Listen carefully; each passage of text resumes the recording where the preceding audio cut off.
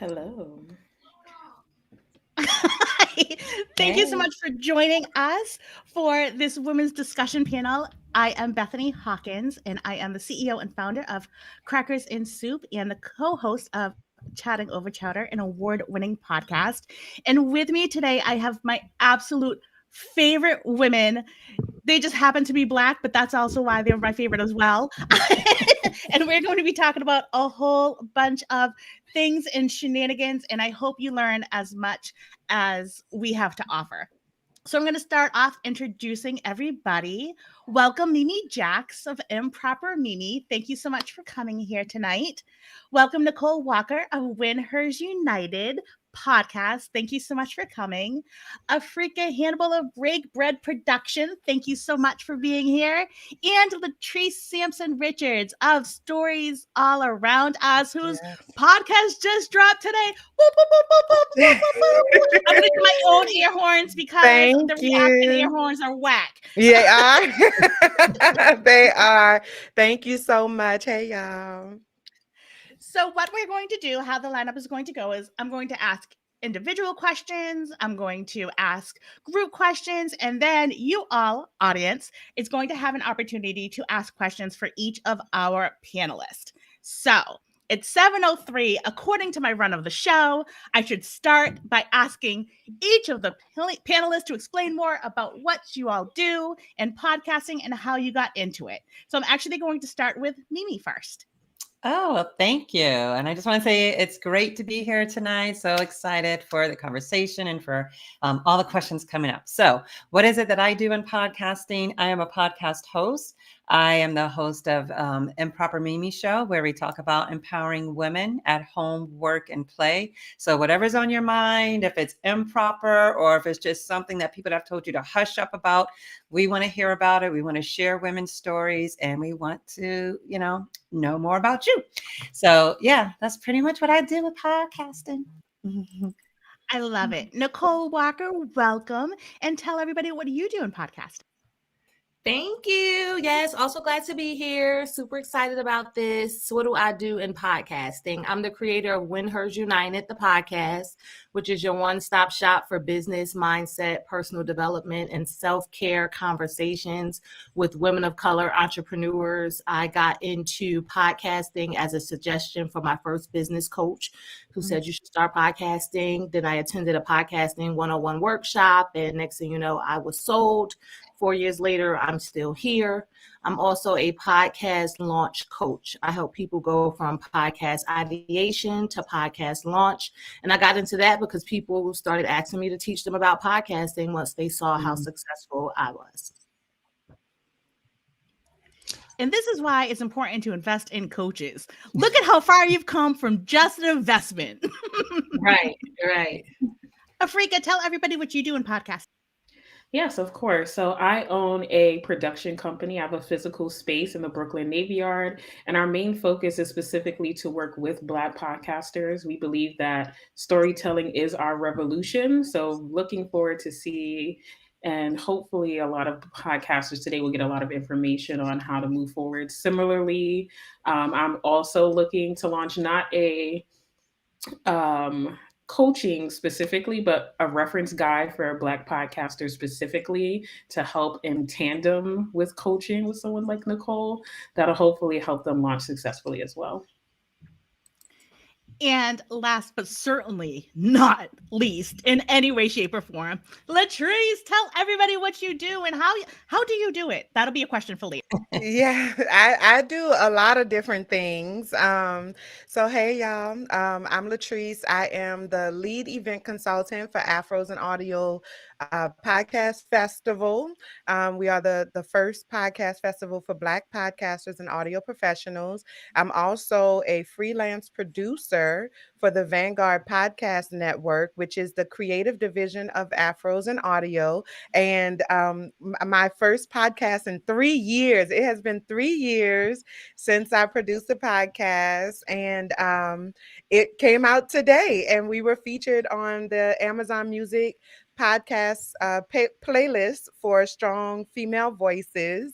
So I'm super excited about that. And then I also have my own brand, STS Productions, where I do podcast development consulting for nonprofit organizations. So, I got my hands in a few different things, and I got more things coming. I can't announce all of those things just yet, but I will soon as I'm able to.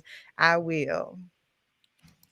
And I love that you just dropped your first episode, season 1 today, and you're already on billboards on Amazon. Yeah. So if anybody is like, yo, I can't do it on my first episode of my first season for my very first podcast, I don't want to hear any of that trash. You can do Yeah. whatever you put your mind to and make those connections, because that's how that happens. Yeah, you might not get no sleep, but you could do it.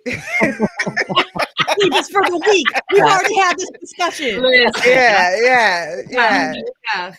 My husband That be is fussing horrible at me. advice. My husband be like, go to sleep. And I'm like, what? I got more. He's like, go to sleep. Go to sleep. Go lay down. So, Zombie life is the life for us. listen. So, Afrika, the very first individual question goes to you. You're the only person on the panel that has a brick and mortar physical production company. And when people hear a production company, they mostly think of like white men.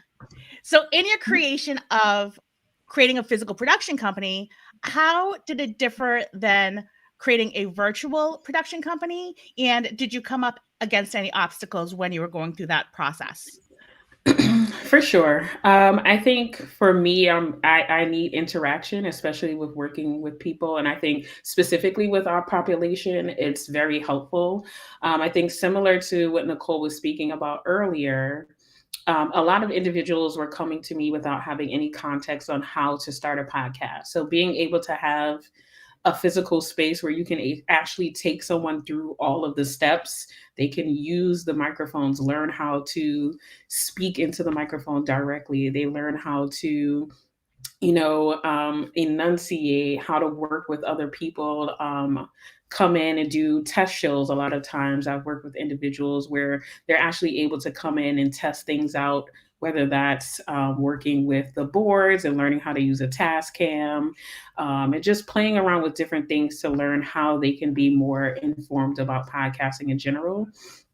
I honestly never thought about a virtual production studio, just because in my nature, I just like that in-person interaction. So I can't really give insight on how it's different.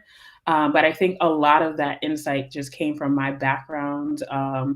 For my 9 to 5, I was doing advertising specifically for television studios out in LA for a few years. So just seeing how people would come onto the sets and into the studios and just interact with each other, whether that's being in the writer's room or actually filming. I kind of pulled a lot of my ideas from just being in that environment and seeing how people learned and became more efficient in the process of acting, and tried to apply that to opening up a physical production studio for podcasters. How did you get people in? How did you market and let people know that where your company was located and that it was Okay, available? so honestly, this is a very interesting story. About 3 or 4 years ago, I actually started my first podcast. I had no clue what those beginning steps were. And I actually had a high school friend who had a studio in the city. And he was actually tired of running his studio. He was like, I've been doing this for years. He started out as a radio station, and podcasters were starting to come in. And he was actually closing his business. And I was like, well, I'm very passionate about this. What if I just took over your clientele and found a new space to open up for them to come in? And that was the beginning stages of the studio. And then from there was just I did like a small crowdfunding campaign just to get people excited about this upcoming business and location. And then also a lot of it was word of mouth. I mean, I feel like in our community, when you hear about something like this, you're like, oh, this is something new. And people just kind of spread the word, whether that was interacting with Talib. And I think that's how I met Latrice, and just starting to interact more with people in the industry and just getting the word out there. I love that. All about collaboration. People have asked me, previously, well, how do you deal with your competitors? And I'm like, I don't have competitors. I have Right. collaborators. Mhm. They like people could be competing with me. I don't even know it. Like, God bless. Do you won? Because I'm not even willing to compete with you. Like, Exactly. It's a losing battle.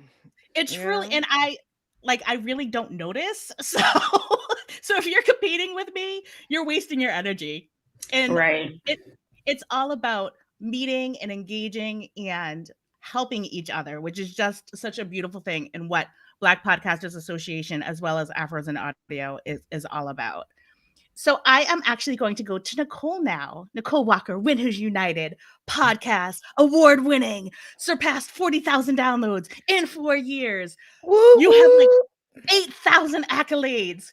So during this experience, you know it. That's why you're giggling. So during this experience, have you ever had mind trash happen, like self doubt or imposter syndrome? And if so, how did you deal with that? Yeah, I have. That is something that I have often, right? I've learned how to deal with it better.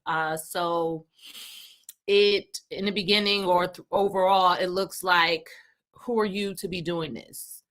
What gives you the credibility to, even when it was, so let me take a step back.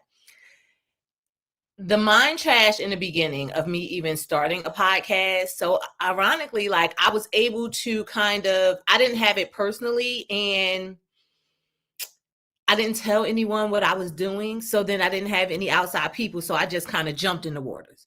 Right. But then once I jumped in the waters, it comes this different questioning of, who are you to do these things? So when I went into becoming a podcast coach, it's like, who are you to do this? Even though people were asking me for it. When I had my first summit, it's like, who are you? It was so much stuff. Right. And one way I remember getting over it in relation to my summit is at that time I had a business coach, and I was doing certain things behind the scenes, but I had hit a roadblock and he could tell. And he's like, what's going on? And I just told him, like, I feel like, what am I doing? Like, what gives me credibility? This, and that. And he actually walked me through a visualization exercise to where I, like, said out loud all the things that was going on in my head, all of that negative talk, said it out loud and gave it a face, like a person. It was so funny. So in my visualization, it looked like the green goblin from the green guy from Ghostbusters for some reason, the green slimy guy. It looked like the green slimy guy from Ghostbusters in my visualization, and he's saying all of this stuff to me. And then he told me to now imagine that he shrinks down to a little speck and he's talking to you in a high-pitched voice, to where who's going to take a high-pitched voice seriously, right? And it was so good. And ever since then, like the negative mind trash doesn't take over me as much as it used to, right? But something that I've learned from interviewing almost 150 women of color entrepreneurs is that with every level that you expand yourself to, there's going to be some hesitation within yourself, right? And that hesitation comes from you doing something new. You're going outside of your comfort zone. And it's like the way your body tells you, or your body tries to keep you safe, so to say, like, new territory. We're not supposed to go here. We're supposed to stay here. Like, this is our home. It's nice and comfortable. We got our couch. We got our pillow. Like, why are you trying to go sit over there on that hard chair or on that chair? But we don't know whether or not that chair is comfortable. We know nothing about that chair. We don't know if we sit in it, if we're going to fall. Like, we know nothing. So we don't want to go there, right? So it's just your body trying to keep you safe, or your mind trying to keep you safe. But what I've learned is that you recognize it, once you get past, allowing it to debilitate you, because some people allow it to debilitate them, right? Once you get past that, you recognize it. You could acknowledge it. You could even thank it. Thank you for trying to keep me safe. But guess what? This is what we about to do. So you better get on board, because this is what we about to do. And the saying how a lot of people say, just do it scared, and I feel like I don't ever personally want to get into a place where I don't have some kind of anticipation for something that I'm doing, because then it feels like I might be too cocky. Like everything I do, I want to put my all into it. I don't ever want to feel like, I'm this big bad person, even though I'm great, but it's still some humility that I feel like I need along my journey, right, to show up the way I want to show up. So that's how I've dealt with it. That's how I look at it and all that good stuff. I love that. And I think that that is so valid and so important. And I love that you visualized Slimer because he is the most chill ghost of all of the ghosts of Hollywood history. I feel like a part of me is not surprised that you know the name of the monster, I like was you like, know his you actual just know the name. name. Look, I'm Yeah, glad you I called feel it like that's a very Bethany thing. That's right. very on brand for you for you. Latrice, you know my soul. I do. And My I whole soul. enjoy it. I enjoy it. Mm. So Nicole, let me ask you, when you are coaching some of your people that are coming to you to work in podcasting and they are not recognizing that they're having imposter syndrome, but they're procrastinating, they're doing everything to prevent going from the next step. Do you say, you know, can we sit down and talk about what's happening? Do you name, I think that you're having a little bit of imposter syndrome. How do you handle that? I would say that, and I can recall one incident where I noticed the person was coming up with a lot of excuses, and it was all these kind of reasons, and I did let her know, like, when you're moving forward, I don't think I named imposter syndrome to answer your question, but I did just let her know what it looks like to stagnate yourself. When you're about to move into something great, or something outside your comfort zone, these things are going to come up. It's all kind of reasons going to come up as to why you shouldn't do it. So if you don't, and I'm the kind of person, I don't push, like, I'm not going to push you because I don't want people to, like, I'm not trying to, make nobody have an episode or whatever the situation may be. Right. But I'm going to let you know what it is. If you don't want to do it, that's fine. But what it looks like to me is that, you're putting these obstacles in front of yourself because it may be some fear. It looks like fear, right? So I did call it fear, not imposter syndrome, but it looks like fear is what's happening. And, I don't want you to allow that to be your thing. But if you will, I can't handcuff you and put you in front of the mic, right? That's not part of my job description. Yeah, and sometimes somebody thinks that they're ready and they're just not for whatever reason. So I love that you called it fear and you brought it to their attention and you're like, okay, I'm giving you a mirror and you can do with it what you like. Right. So thank you so much for those Well, responses. can I add something to that? Absolutely. So I just want to add that, so first of all, y'all know I'm a therapist. I'm a real licensed therapist. I'm licensed in the states of Florida and Louisiana. So, I'm a therapist, but I ain't your therapist. So get you a therapist. She is my But therapist. but imposter syndrome is rooted in fear. And so it's a good identification to use the term fear. Like, it is rooted in fear. And I tell my clients all the time, well, when I was seeing clients, I ain't seeing clients right now. I'm in mental health administration now. But what is it that you are afraid of? And that's the part that I think a lot of times people miss. It's not always I'm afraid, to do the work. Maybe it's I'm afraid that I'll be found out. Maybe it's I'm afraid that people are gonna see that I'm not as great as they think I am. Or maybe I'm afraid that, it's I'm not gonna be successful. Or maybe I'm afraid that I will be successful, Right. because then how am I gonna follow that up? Right. So really understanding like what the root of that fear is, I think, is extremely important, because we go through these experiences and we pick up these little thought processes, these ways that we talk to ourselves. And so every time we have this experience, this person says this, and they don't even realize that they have given us that, but they have. And then we ruminate on that one thing, and it develops into a fear, and we take that to the next experience with us. And so, imposter syndrome, like Nicole said, is rooted in fear. We need to understand, I think the work for us as creatives is trying to figure out what it is that we are actually afraid of, because it's almost never the surface thing. The surface thing is just the thing to distract us from what the real thing is. So like really get into the root of what is it that I am afraid of, and then address that thing or push back against that thing, so that you can, move forward and be award winning, like Winners United. Yes. You ladies are And you, dropping so many gems. I'm taking notes myself. and you can be an award winner and still have imposter syndrome and Mhm. fear. Getting on this, I mean, you all are my peoples. I don't know how many times I've talked to you all.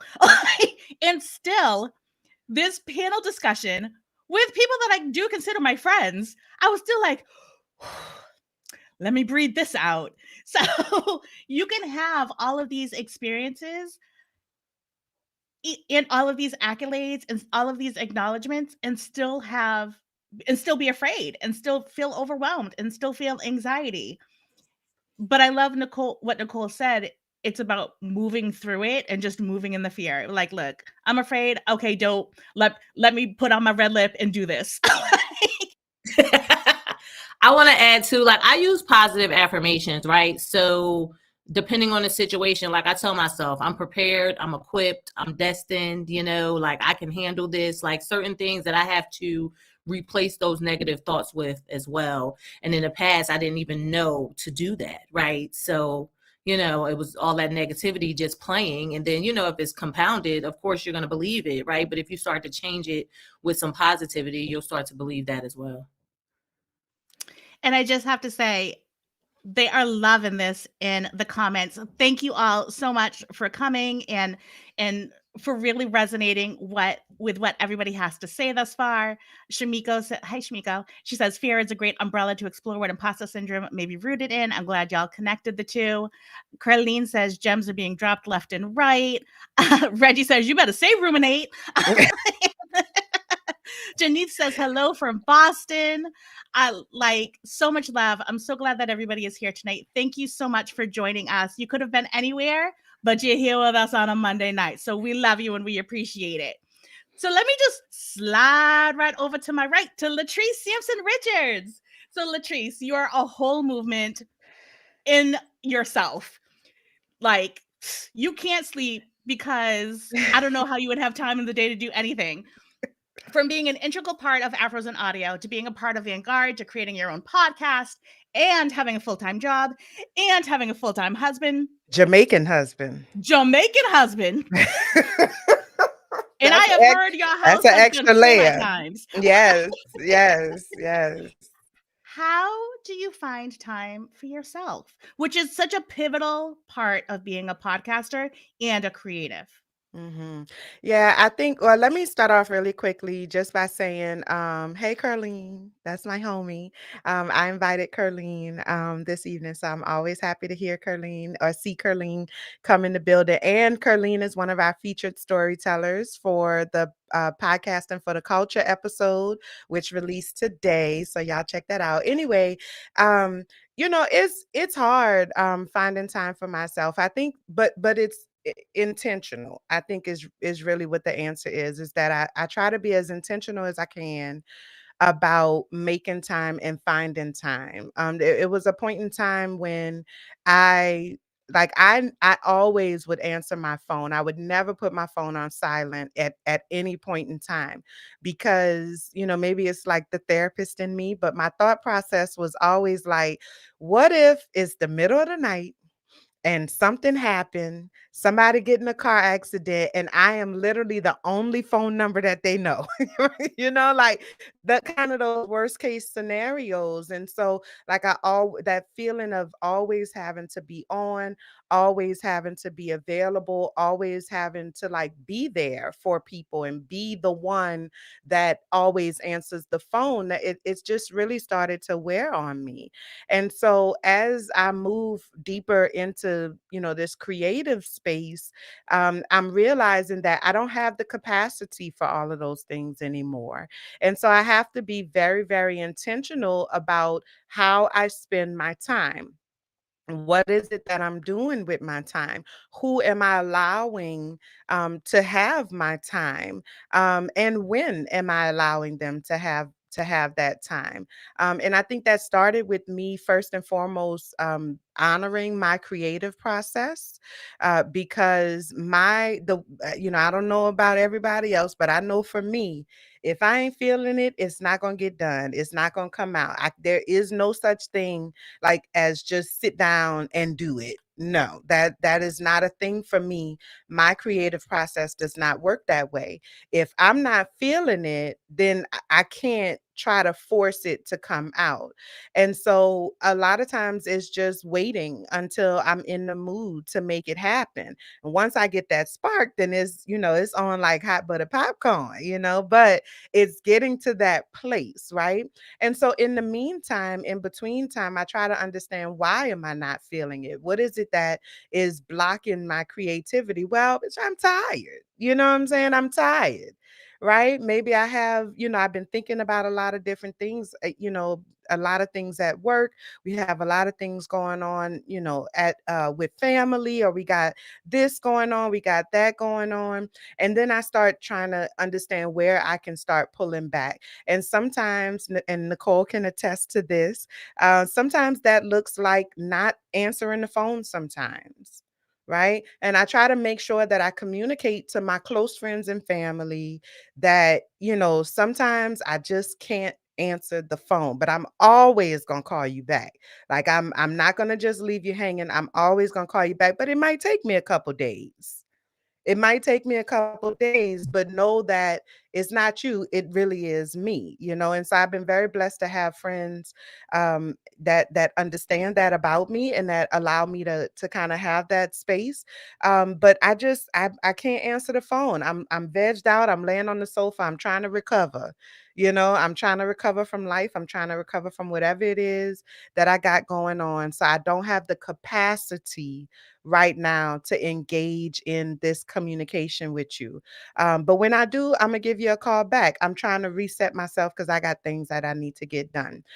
So things like that, I have my little shows, my guilty pleasures that I watch on TV, and I take at least one day a week that is intentionally like nothing, like I'm not doing anything creative on, like, usually for me it's Sundays.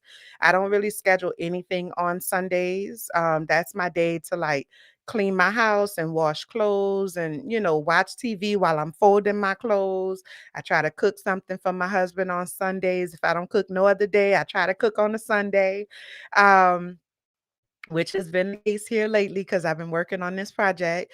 But, just making sure that I have that one day a week to kind of get myself and get my house in order, and then just kind of feel it out the rest of the days. I might have a list of things that need to happen today, but if I'm not feeling it, then I'm not feeling it, and I'm going to honor what my body is saying to me, what my mind is saying to me, what it is that I need in order to be in a place to create or to get it done. So it's just about listening to yourself and honoring yourself and your own creative process, and communicating with the people around you that this is my process, this is what I need. And if you can't respect that, then you could kick rocks. Yeah. I think that that's so important. A good friend of mine who also is a Black podcaster and does production, Portia Williams Gates, she told me, she was like, Bethany, your genius is in rest, Mm-hmm. because I will burn myself out. And Yeah. I have a very high tolerance for burnout. I worked at the district attorney's office in the criminal justice system for almost 2 decades, and nothing is more stressful than working at the DA's office. Yeah. And it's a very overwhelming type of atmosphere, and I just kept on pushing. Mm-hmm. So even when my body is saying to me, you need to rest, I have to literally get a physical ailment before I will actually hear it. Girl. The Yeah. So body that will tell is, you. your body will tell you, your body will shut you down. Mhm. And when I had Mimi Jax as my season 3, episode 1 podcast guest, she very much talked about boundaries and the importance of boundaries, not only in podcasting but just in life. And I love what she had to say. So if anybody didn't listen to that episode, you should go now and go listen to it. Mhm. Chatting over Teller, Mimi Jax, because I'm going to drop something that she said in here. She said, you can have boundaries, but you have to share what your boundaries are with the Mm-hmm. people that you know. Right. because you can't have Mhm. boundaries and expect people to know your boundaries if you didn't inform them of your boundaries. Mhm. So If Mimi, you if you if you haven't communicated the boundaries, and then it's really just a preference at yeah, that point, you know? it's And a you can't Yeah. be wish. mad at them. Right. Yeah. It's a Yeah. wish and a hope. So Mimi, I want you to expand a little bit on that, and then I want to ask you your specific question. Oh, sure. I mean, boundaries, I mean, I think each of us maybe touched on it a little bit, but like there, to me, there is no such thing as a superwoman. I may have thought that 20 years ago when I'm, doing everything in the book, not saying no to anyone, trying to support the family and work and advance and all these other extracurricular activities and nonprofits and stuff. Then and leaving no time for myself. And like you say, Bethany, getting burned out, and I'm a Scorpio myself. So, I am very nice, but when I hit that one point, there's only some people who have seen me so upset and just so broken down that I just can't hold it anymore. So instead of letting myself get to that point, practicing boundaries, setting boundaries of, shutting off the phone, not answering the phone is a great example because it's something that I'm going to do to protect myself. And by protecting myself, I, give myself that rest. I'm able to be there for other people when they come to me, when they need me, when they actually need me. So yeah, I try to tell everybody those boundaries are nothing, to play with. So they're very important to set. And yeah, I had talked about that too on another episode too. Boundaries are, a priority for yourself. And I have ugly cried. Ugly cried. Whew, whew. Cheryline has seen me ugly cry. But that's okay, because if you can't ugly cry in front of your peoples, who can you ugly cry in front of? Yeah. And even our kids will tell us too, because my daughter, I remember we were on vacation one time and she's like, "You're always on your phone." And I'm like, judgment. I'm like, but she's got a point. Okay, mama's gonna shut this down and this is our time. Like, yeah, it's set it up. Yes, it's a thing. So I just want to read a couple of some love that is happening in the chats. Jacinth says, "Amen, Latrice," and T for the Queen says, "Hello from Dallas." Hello, Tiara. Reggie says, "Kick rocks." Afros and Audio says, "People will step over invisible boundaries all day, every day." And yes, I had to Mhm. learn that for myself. Leah says, "Hey, y'all." Thanksgivers says, "That's good and so hard to do." But Kita Mhm. says, "Boundaries are important." And Kimberly says, "Newbies to boundaries still feels weird." And I love that Kimberly brought that up because when you are setting boundaries for yourself, it's going to feel weird and like you are abandoning people, but it is truly self preservation. You cannot help somebody if you can't help yourself. And not only that, I'll just add, a lot of times people are afraid to set boundaries because we believe or we think that we are afraid that if we set boundaries with the people that we love and care about, that Mhm. that's going to make them love us less, or that that's going to make them, not want to, be around us or whatever it is. And, the reality is that it might, you know what I'm saying? It might make them feel like they cannot live up to or live with the boundaries that you have set. But the reality is that you need to know that. You Mhm. need to know that sooner rather than later. And so when you set those boundaries and somebody says, "You know what, girl, you asking for way too much. That is not what I signed up for. I know you're trying to do these boundaries things and all of that, but that I can't get with it." You need to know that so that you can start that process of mourning that loss and letting that relationship go.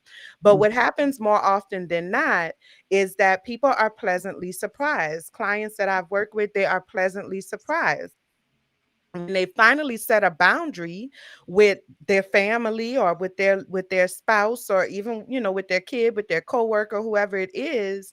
People are just waiting for you to set boundaries. right? Mhm. So it's not that I'm not willing to respect your boundaries. More often than not, it's not that I'm not willing to respect your boundaries. It's that you ain't gave me no boundaries. You ain't gave me none. You haven't set any boundaries. So how can I Mhm. respect your boundaries if you have not communicated any boundaries? So now I'm just trying to figure out how to interact with you, and I'm just doing what comes to my mind. And so communicating those boundaries is in effect telling people how you want to be interacted with. And 9 times out of 10, they are more than willing to oblige to your boundaries, and you will be pleasantly surprised. But for those who are not, You that gotta let means them that go. them is not your people. That's I'm right. saying love me Jump less. in on that though, right? So, like I dealt with that with my mom, right? And I can't say my mom's not my people, but I had to keep reestablishing, because if a person has gotten so comfortable with interacting with you a certain way, and then now you done changed the script, Mm, you gotta continue to train that person. It may take more than one time of you saying, "Hey, did you remember what I said when I said what I said?" And you may have to take them through that process. It's gonna be like that norming and storming kind of thing, to where they have to get used to this thing, and they're going to push the boundary to make sure it's the boundary. So it's up to you on whether or not you're going to keep the thing, or mhm, allow it to fall to the wayside because it's been challenged. mhm, And to kind of wrap this up as well, you also have to decide what compartment you want to put your people in. Like, because your family and your friends, they don't have to be your podcast people. So you don't have to speak to them in regards to podcasting or what you're doing in this creative outlet, because they're not your people. Find mhm, your podcasting people and set your boundaries with them. And then just know that as far as your family members, they're not going to, if they don't champion you, that's okay. Because that's not what they are in your life for. That's not their purpose in your life. They're in your life for something else. So let the people that are in your life to champion on your podcast, let them do that, and don't put the onus on other individuals. mhm. Now, gem drop. Take that. We'll take a hot second to reflect on all of the words. Let everybody breathe. Mm. Now, Mimi. Yes, yes, yes. So, in addition to your podcast, Improper Mimi, you Mhm. also are very much seen in the Black tech space. So, Yeah, tell us why you love all things technical and the importance of having our representation in that space. absolutely. I mean, just even my background, just my mom is a mathematician. I've always loved math and drawing, so being creative in that way. And then going to school, a technical school for, started on architecture, but, ended up doing facilities planning. I've done that for like 30 years, just about, maybe like 20, who knows? But, always seeing that, first of all, there's not a lot of women in technology. We're talking about like science, technology, engineering, math, the whole STEM fields. There's an increase in women, but there's a lot of my classes, I was the only woman. Sometimes, definitely only Black woman. But so having that connection, and I'm a connector. So, building those networks, connecting people, increasing the amount of people in technology, diverse people in technology, and not just, over these last 2 years where companies have started to say, oh, we're going to increase the diversity in our workforce. No, we're talking about at all levels, not just entry level. And with the Blackest Tech Conference, we're bringing in speakers, sponsors, having workshops, having entertainment, but we're bringing this to anyone and everyone who's interested in learning about technology, who's interested in teaching others about technology, because a lot of times it's also reaching back and pulling someone else up as well. So between, Black organizations, technical organizations, mentoring, doing conferences, doing the podcast, that's been a great media to just even inform people, whether it's caregivers, because mentoring is big in this too. I definitely have a passion for mentoring, but I also have that passion for like empowering women that they can do any of these, technical skills, jobs that we're looking at. I know plenty of women who have patents in their name, or that they're, doing UX, user experience design, or they're working on APIs, but they may not be seen. So that's what I want. I want all of us to be seen. I want my daughter to see you. I want my niece to see you. Even my nephews, they need to know, and they need to see women in leadership at some of these technical companies. So yes, I am passionate about STEM and technology. I need help when it comes to sometimes technical stuff for the podcast, but I'm learning. I love that, because so many Black women that I've spoken to are either creating apps or creating IO or Mhm. doing all of these things regarding coding. And I'm just in awe of them, because people don't really affiliate that with Black women creators Yeah. in the podcasting space. And I'm like, it really is. Like Anna Deshawn, she just blows my mind, because she has created the Cube app. Mhm. And just her idea and her making it come to fruition, I'm just in awe. And I'm like, yes, get it. Be seen. Let people know that you're creating this. This is so dope. Exactly, because there's that aspect also of entrepreneurship, so not just creating and inventing and designing things, but taking credit for it and not letting someone else take credit for what you do, and being able to speak up about it and to claim it. So these are things, whether it's angel investing, whether it's a patent, whether it's, a promotion, or hiring other people, or starting your own company. These are kind of the strengths, that I think that we really can help each other and teach each other, so that we can, impact this world. And that's the generational wealth that we have needed for so long, is that Mhm. we are passing our patents on from generation to generation. We're teaching how to work in this tech industry. Mhm. And we're so behind the eight ball for the Black community when it comes to generational wealth, that owning something as our own through patents or through trademarks or through registration, that's knowledge that's passed in Caucasian families that hasn't been passed in the African American community. I don't even say African American, I say Black. Look, I'm Blackity Black. I'm Black, y'all. I'm Black, y'all. So, Mhm. Mhm. so that's a lot of discussions that haven't been had in the Black community, because for the longest time, we weren't able to own anything. So the Mhm. idea that we We get to created. literally, when we're trying to own something, we're trying to own a house. We're trying to Oh own yeah. land. Mhm. We're not thinking about owning patents. And yes, patents. I am from Massachusetts. Don't look. I see Josita's in the chat. Yes, Queen. Yes. Don't be coming for me in my Boston accent. Ohio and Boston, I get them both. So. So in the podcasting community, Mm. I champion everybody to trademark your podcast name, because as you said, somebody can come and swoop right in, Right. steal all of your hard work and energy and trademark it. And, there is the whole user first. But if somebody has a federal license to that name, eventually they're going to bump you out, even if you had it 15 years earlier, because you didn't do your due diligence in protecting yourself. Mm-hmm. It's an investment that pays itself in dividends. Mm-hmm. So I love that you brought that up. Thank you so much. Yeah. There's so many different aspects to, technology and being creative and, laying claim to all of these things, that there's so many different levels, like we were saying, all different levels of leadership, but then also all different levels of contribution. So. Absolutely. And I have firsthand experience in having to rebrand my podcast because I got a cease and desist letter, right? So you don't want that cease and desist letter to come through, or the person to try to tell you, oh, you can, license it for a certain amount of thousands of dollars. And I'm like, oh no, what else can I do? Right. So I had to rebrand. So that's a very good gem, do that research and, make that investment. Mm-hmm. I love that. Thank you, Nicole. So Mimi brought up technology in regards to podcasting.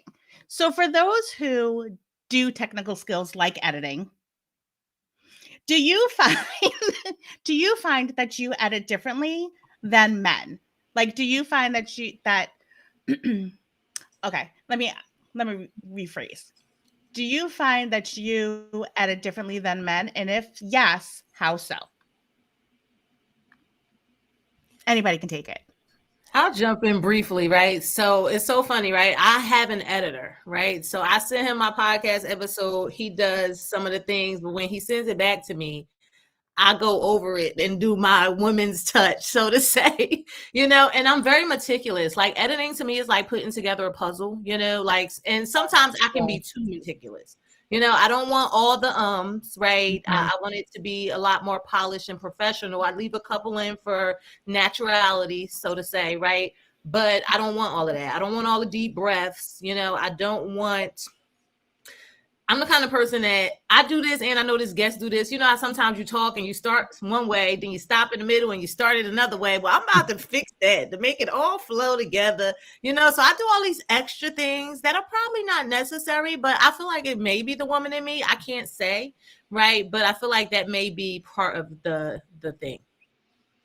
That's something I was going to say too. I'm not sure if it's because I'm a perfectionist or if it's because I'm a woman but yeah, those little details, that's what I spend my time in. And like Afrika knows, like I have to give some of that up. Like I cannot do, everything, conferences, workshops, podcasting, my real job, family, so I'm letting someone else edit that, but we're going to have some coffee and tea so you get to know me and you know what I'm looking for and what I'm expecting, because I do.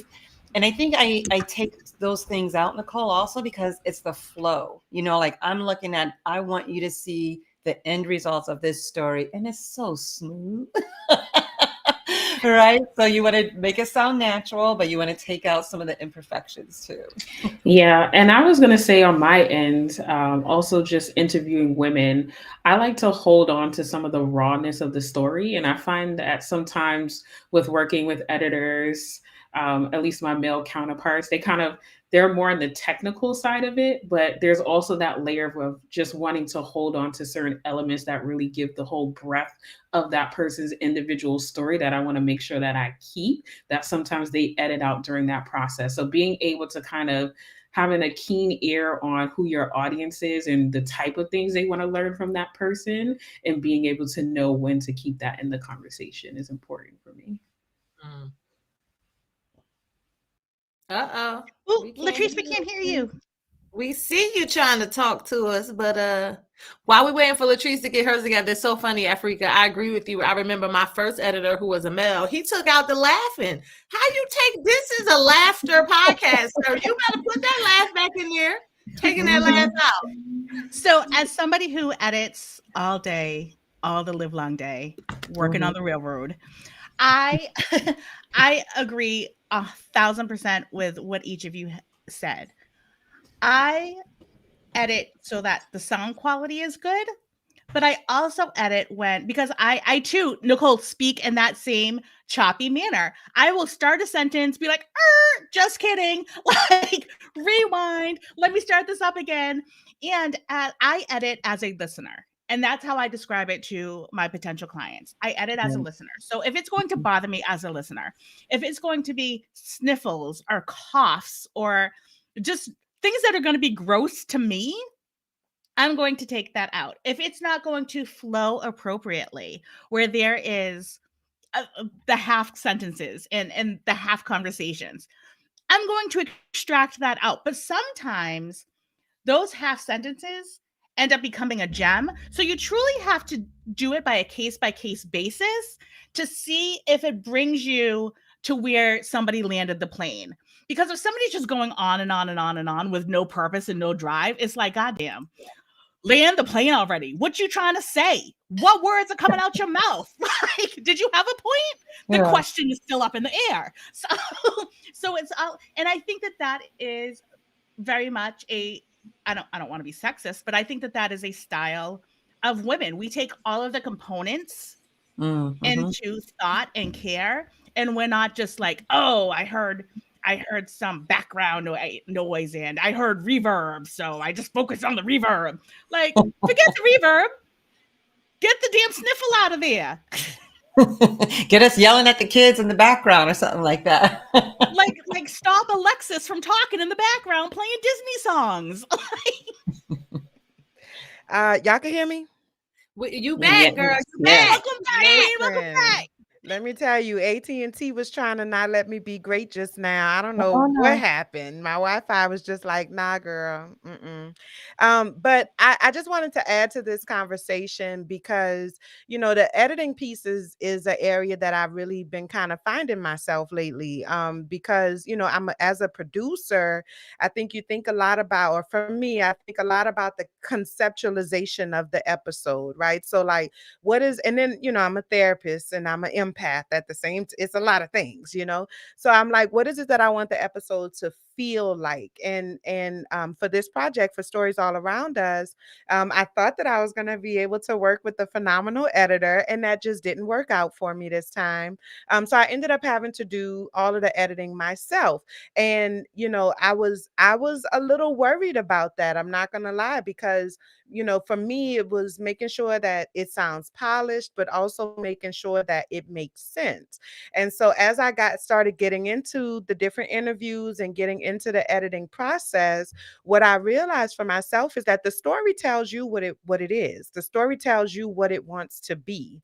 And so I really had to learn how to stop fighting the story. And that was because I'm very detail oriented. And so I'm like listening for all of the little details. And I don't like the way they said this word. And I don't like the way this sounds. Or, oh man, I really can't. Like, I had one for the addiction episode, one of my storytellers, girl, she needed to change the battery in her smoke detector. And I was just like, you are killing me right now. But Mhm. the interview itself, the story itself was so amazing. And I was like, okay, Treese, like you have to get over that and just actually work it into the show where you just kind of like, some stories are so good that even when you got beeping in the background, and then try to see how much of that I can pull out. But the story tells you what it wants to be. And you have to, I think your job as the editor is to stop fighting the story and allow the story to be like, a lot of times I think we want to tell the story what it is, but it's not. You can have an idea of like the feeling of what you want the story to have, the direction that you kind of want the story to go in, but the story tells you what it is. And you, as long as you are true to that and listen to what the story is saying, then I think you can't lose. You just can't lose.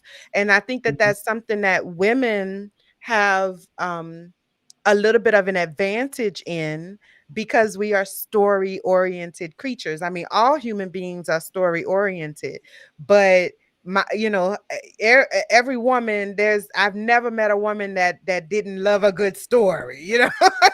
That's right. So Mhm. And- I love what you had said. So in Black Podcasters Association, we have a book club. So Mhm. last month we actually read sound reporting. Mhm. And one of the chapters was in regards to editing. And the emphasis was the editor's job essentially is to make sure that the story has a beginning, a middle, and an end. Mm-hmm. And that is exactly what it is. It's to make sure that it has a beginning, that the middle is enticing, and that there is actually a resolution or a wrap up. Mm-hmm. And I think that that is where a lot of podcasters may potentially get lost, because they think that everything needs to be in there Mm-hmm. when it's not necessarily the case. There Mm-hmm. are tangents that can be omitted and still keep the authenticity, because there's this big thing going around where I don't want to edit my podcast because it's going to feel inauthentic, or it's going to sound inauthentic.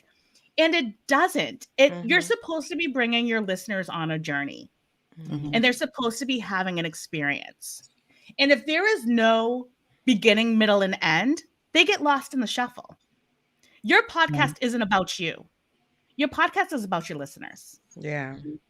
And it's so funny because one of my producers, like he tries to encourage me to, oh, that was good. You should leave it in. I'm like, nope, this is going to be a 45-minute episode. Cut it out. They repeated themselves, this, or that. But then also I have to take lessons from him in that the name of my podcast is Improper Mimi. It's not supposed to be proper all the time. And sometimes I'm like, ooh, my dad listens to this episode. I might have to take that part out. And he's like, no, that's good. Leave it in there. I was like, oh. So I let mom know, but I tell dad, don't listen to this episode, But in my third year, I'm like really coming into like, okay, you're right. It's not all about me. It's, let's see what the listeners want to listen to. And be like, okay, it's improper, but it's something that we all think about, it's something that you shouldn't feel ashamed about. So yeah.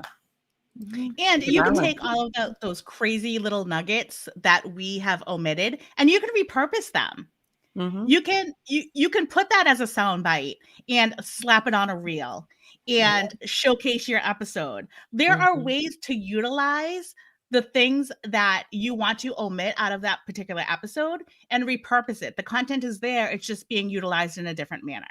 So yeah, we did that via absolutely. We did that via Patreon, and it's our first time using Patreon in that way, where the full interview with each one of our storytellers is available on Patreon. So I took a 30 to 45 minute conversation and edited that down to 7 minutes, so who wants to hear the whole rest of it? A lot of people want to hear the rest of it. And there's some parts of it that I want people to hear, like I went through the first layer of editing and I was like, okay, I got it down to, 15 minutes. And then now I got to really go in and cut the fat, and really make a decision about what needs to be there and what doesn't need to be there. But I'm like, oh, but I really like this part. I want them to hear this so they can hear it, via Patreon. So just thinking like outside of the box about how you can deliver that content in other ways, I think is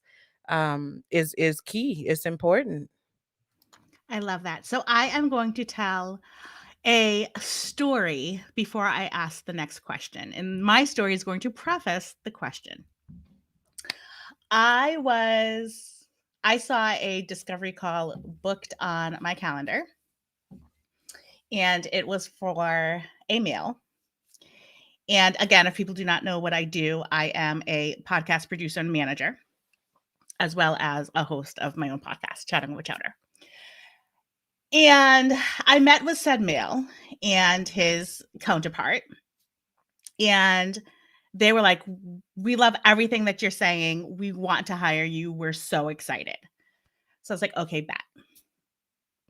So then they wanted to micromanage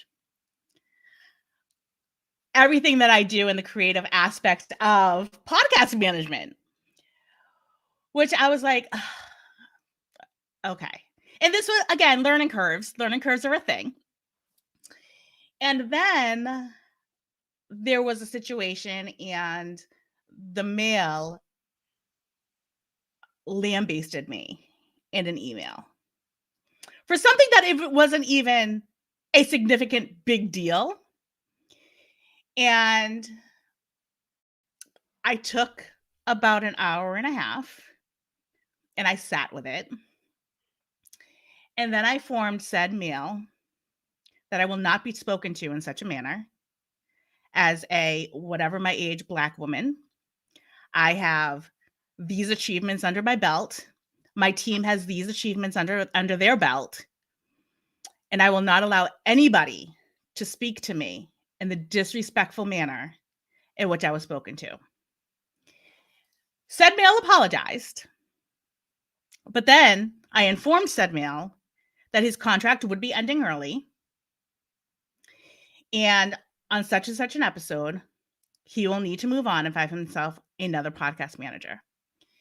And as I reflected on the discovery call, there were signs that the reason why he was meeting with me is because hiring Black women or working with Black women is in right now. That I didn't pick up on those context clues, but hindsight. So I was like, this was a white male who just wanted to say that they were working with a Black team, Black woman team, especially. And at that moment, I was like, wow, there are people that will concentrate not on your expertise, but will tokenize you in this field. Which I don't know why I was shocked. Come on, Bethany. I've been living this life for 40-some decades. And I still get shocked. Like, get a grip, woman. Have you ever had an experience where, as a Black woman, you felt you were tokenized in the podcasting space? Ooh, that was a whole heavy sigh for her. Oh, you heard that? I jump in. I feel like, okay, so just taking a step back, like listening to Mimi and even agreeing with some of the stuff she said. Like, I've always been top of my class, right? In high school, like calculus classes that other people or people that looked like me weren't taking. It was usually me and another Black person or person of color that happened to be a male, right? I have a degree in computer science, my bachelor's. So, people, again, like used to not necessarily being in these professional settings with people that look like me, right? So I think when you go through those kind of things, you become, the token or, in that scenario, right? So that's something that I got used to. I won't say I like, right? But I got used to being one of two, maybe Black people in the room on many, many, many occasions through my entire life. I have felt like I was the token Black woman in some instances in relation to podcasting. But I will say that for me, I didn't take it like it was okay for me personally, just to be honest, right? Because it put me in rooms that I needed to be in, as long as you're not, what's the word I'm looking for? Like violating, me as a person, then, I'll be your token Black friend, give me as long as I'm getting what I need out of the relationship, then I'll be your token Black friend. It has to be mutually exclusive, mutually beneficial, right? And I have no problem with that, but I have noticed for me personally that when it is that case and it's not deeper, then it's easier to be disregarded as well. Like when you're no longer, like, oh, okay, I got what I needed. Now on to the, go back to where you came from kind of thing. And I also felt like that as well. Thank you for sharing that, Nicole. Yeah, I was going to say, I don't know if I felt tokenized within the podcasting world, but I definitely have felt that when it comes to certain situations similar to yours, when you are getting into contractual relationships and you kind of give your expertise, I have run into experiences where they feel like they know more than me. And I'm like, well, hey, like you said, we can end this. You can find someone that you feel is more suitable for what you need, because if you're not going to take my expertise because you feel like I'm a Black woman and I don't know what I'm talking about, then Godspeed. It's okay to fire clients and work with people who are meeting you where you are and understand the dynamic of the relationship and what you bring to the table. And I do find sometimes, like to your point, they are reaching out to you because you are a Black woman, but then in the same breath, they're kind of discounting what your expertise is in that category. So it's kind of like, so like, what are you trying to do here? Are you just using me for this particular perspective because you feel like I will just push your agenda? Or do you really want me to work on your behalf to make you better within this specific industry? So I have been in those situations. Mm-hmm. And not only just, I would add, not only just like being the Black person, but being a woman is a thing in podcasting, and shout out to Twyla Dang. Did y'all know? I didn't know Twyla owns the Matriarch. yes, Matriarch Digital, but she Mm-hmm. holds the trademark on women in podcasting. And so she has so graciously allowed us to use it because I we did didn't not know know. that. We did not know. I didn't But know shout either, out but to good on her. Yes, yes. She very gently and nicely let us know that she owns that trademark. But thank shout out to Twyla Dang for that. But it's also being a woman in podcasting, especially I think in this Black podcasting space, we are really, Nicole and I talk about this all the time. Like we are, kind of rising to the top as leaders in podcasting, but specifically in the Black podcasting space. And I think it's one of those things where, even in Black podcasting, it is male dominated. If you look at the top Black podcasting organizations or networks and things like that, most of them are run by Black men, and that can be a battle in and of itself at times. We as Black women know how to deal with our Black men, but it can be a struggle at times, and not only dealing with the Black men that we deal with in our own organizations, but as we're out there trying to collaborate or trying to partner, trying to make these connections and things like that. Like it can be a little bit of a struggle at times, being a woman, being the only woman sometimes at the table, and being surrounded by a lot of testosterone, a lot of masculinity, and you have to stand up and you have to say, that no, that's not going to work, or I'm speaking, or try to find a way to assert yourself in a way that is not perceived as something like you being extra, or you doing something extra, or whatever like that. I mean, speaking for myself, I've kind of moved past the place of code switching, whether that's code switching because I'm the only Black in the room, or if that's code switching because I'm the only vagina in the room, like whatever it is, I'm over it. This is who I am. This is how I show up in this space. And I add value to this space. So either you're going to get on board with that, or you can stay out of my inbox. Don't come over here if you're not trying to actually work with me or collaborate with me. And that's just really kind of where I am at this point with it. But it took a while for me to be able to get to that place. It took a while for me, and being surrounded by women like yourselves, being surrounded by women of color who are allies to the Black community, like Elsie. Elsie is freaking amazing. She's a Latina woman, and she is a great ally. She's one of those people that puts action to her words. She's not just saying I'm going to help you. She actually takes the action steps to actually help you. And there's a lot of other allies in the community, women, who are allies to us and to our cause, that kind of take that same stance. So I just wanted to like point that out. It's not always just about being the only Black person. The higher up you go, you start finding yourself the only woman in the space as well.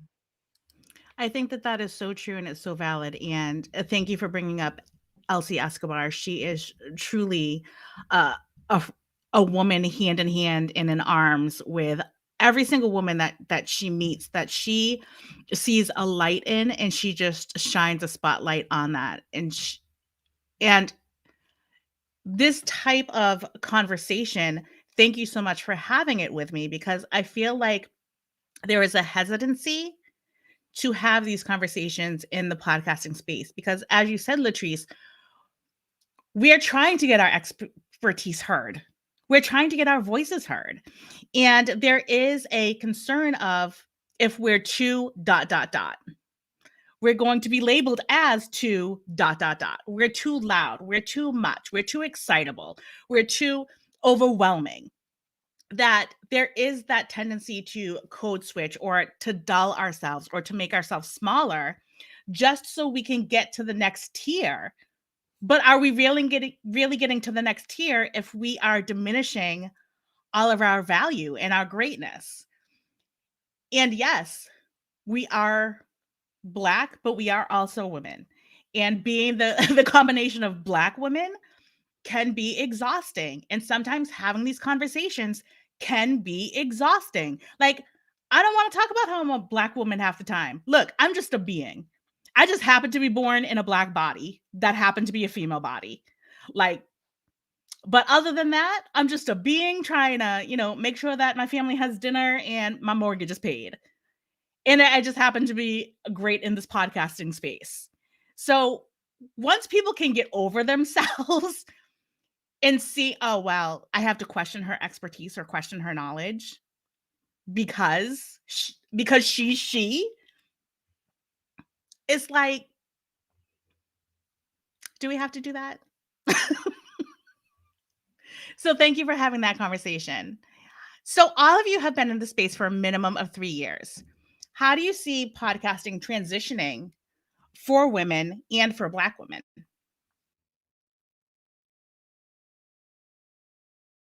Uh, I'll start on that one.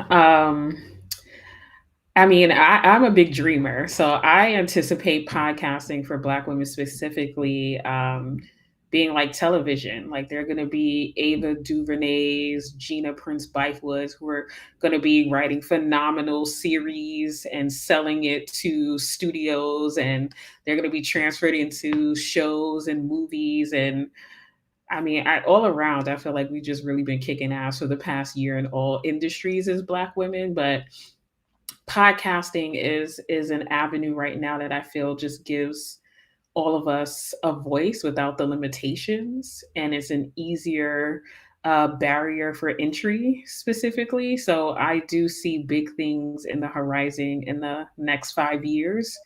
As the industry begins to grow, Black women owning their own networks coming down the bridge as well. And even as some of you have, spoke about, after you've done it, then you start teaching other people to do it, coaching or producing or editing or, your own production company. And I think we've talked about this in Black Podcasters Association too. Books, teaching, training other people, putting out and publishing educational books, or letting other people, like even like Africa's Guide, and like accompanying people's expertise by training them and teaching them. So yeah, definitely I see our experiences as being something that we can profit off of and share with other people, because that's another big thing that I usually try to tell people. It's like, everyone wants to start your own company, do your own little business, but you can also make money doing your business. It doesn't always have to be something to help somebody else. Yes, we want to help people, but you want to help yourself too. You could do both. So 100%. Yeah. I also see a podcasting world where Black is a category. And I don't know why Black is not a category right now. Across all of I've made that recommendation multiple times. Apple, if you're listening, like Black should be a category, because it is, especially with the research coming out of Edison, that, Black people, Black podcast listeners are significantly more likely to listen to a podcast if the host is Black and if they are talking about Black issues, or talking about those issues from a Black perspective. Like we have actual data to support Black or African American, not BIPOC. I mean, although, BIPOC is what it is, but I'm talking about Black, just straight up Negro. You know what I'm saying? But there's lots of actual data, statistics, and evidence, or statistical evidence, to support Black as a category. And that's really where I see, I see this going, and I see that for us, because that would help our audiences to be able to find us a little bit easier, because if you have a true crime podcast, you get lost in the sea of true crime podcasts, because true crime is a huge genre. It's one of the biggest genres in podcasting, and it's easy to get lost in that sea. And so, for an indie podcaster, or a Black podcaster, it can be very difficult for us to connect with our audience because they got to get through the sea of white hosts before they can even know that we exist. And so, having that Black category, a lot, it kind of levels the playing field a little bit for us, and Black can break down into multiple categories, just like the other one: Black society and culture, Black true crime, Black science, Black whatever, whatever, whatever. Like, it just seems like a no-brainer to me. But that's what I see for the future, and that's what I'm, advocating for anytime I get an opportunity to do that. I love that, Latrice. And I think that that very much concentrates again on awards. There was, I had an opportunity at the beginning of February to be a blue ribbon panelist for a very popular um, podcast award giving. And the selections that I chose, the selections that I chose didn't even make it in the running. And I'm like, what is this about? And a lot of the finalists were the larger platforms like the NPRs. And, for an individual podcaster who's submitting their podcast that's doing everything either themselves or they're hiring out to a smaller team, that is really complicated to go up against an NPR or a Stitcher. So even breaking it down in that aspect is important. So, and Demetrius is just in the chat. He said, drop the time, Bethany. So I will not say the podcasters awards names. However, Demetrius, you know who I'm talking about. And that's why I think Black Podcasters Awards that Demetrius is a part of is so important.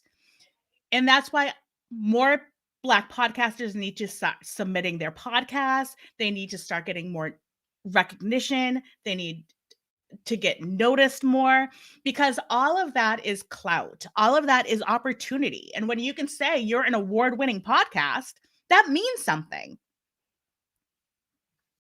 And not for nothing, just like like the Lady of Soul Awards and the Soul Train Awards and everything like that, when you get an award from your people, like when your community says to you, we see you, we support you, we love what you're doing, keep doing it, and like you get that encouragement from your people, it just kind of hits differently, and that's one of the things that I love about the Black Podcasters Association, and also the Black Podcast. Y'all got the same initials, girl. I always be having to remember, but I do love that about the Black Podcasters Association, because it is our people supporting each other and things like that. But also the Black Podcasting Awards, right? Is that this is something that was born from us for us, right? This is us highlighting, and it was born from a Twitter thread, right, where somebody was basically, because they have podcasting awards. There's like a whole podcasting academy, and they have awards, and I think Libsyn actually has a podcasting hall of fame, which they had took a break from, but this year they actually brought it back. And Libsyn is a huge ally, but it's still not Black focused, right? And so they had podcasting awards, but Black winners are few and far between. And so somebody posted on Twitter, like, why we don't have a Black podcasting awards? And it was like, why don't we have a Black podcasting awards? Let's create that. And so for the last 2 years, they've been doing that. And it's a beautiful thing, because we get to recognize each other for our excellence. We get to recognize each other for what it is that we bring to the table, for our creativity, for our, editing, for our whatever it is, And so I think it's a beautiful thing, to be able to receive accolades, not just for the sake of accolade, but specifically from your community. I love that. And now we're getting into the portion where the audience can ask questions. And Jess Hodge has actually already dropped a question in the chat. So, did any of you start with a very small or non existent network? And how did you grow in your early days? And I also invite anybody else who has questions, just throw them right in the chat and I will be able to read it off. So, anybody who wants to answer that question, please feel free to jump in. Oh, I do have to say, Demetrius just shouted out there are 2 Black There are. Podcasters Award winners on Yes. this panel. Me and Nicole, Yes. you my boo, Yes. you my And we're going back to the question. What was the question? Did any of you start with a very small or non-existent network, and how did you grow in your early days? Yeah. So, in my early days, it was me and my Logitech headset, sitting on the sofa, recording, trying to figure that thing out. So my early days, there was no network. It was just me and the computer, Googling, trying to figure out what is a podcast first and foremost, and just figuring it out from there. And so now that I'm with Vanguard, and like I feel like this is kind of my introduction as like a producer, as a real life, podcast producer, kind of feeling like the podcast in Pinocchio, you know what I'm saying? But it's been a great experience. I think in terms of how I grew in those early days, not being connected to a network or really not really being connected to any kind of community, it forced me to have to learn all the things because I was doing all the things. So if I wanted to, I mean, I have stories all around us. I have done everything on this podcast pretty much, with the exception of, the trailer, which Bethany did. And Bethany actually also found the music. She gave me a bunch of different options. And when I heard that one, I was like, oh, that's the one. And I've gotten multiple compliments on that music, Bethany. I'll just add that. But it allowed me to learn everything so that if I need to, I can do it. And if I'm working with someone else, I know what it's supposed to be. I know what they're supposed to be doing. I know what it's supposed to look like. I know what it's supposed to sound like because I've done it myself. And so it kind of gave me that foundation to move into this producing space with confidence because I know all of the moving pieces. I know what each part and piece of it is. And so that it helps me to feel more confident in my decision making as a producer. I love that. And from my experience, I'll take this one as well. I again, if you didn't hear me say it in the beginning, I came from the corporate criminal justice world, and I was introduced to podcasts because I was done with my career and I didn't know how I was going to go there every single day. And my friend had said to me, and I love LeVar Burton, like he's my total uncle, that he doesn't know that I exist, but he owes me a lot of Christmas presents. And she was like, have you heard LeVar Burton Reads podcast? And I was like, I don't know what that is. And she took my phone and she downloaded the app for podcasts, and I became obsessed.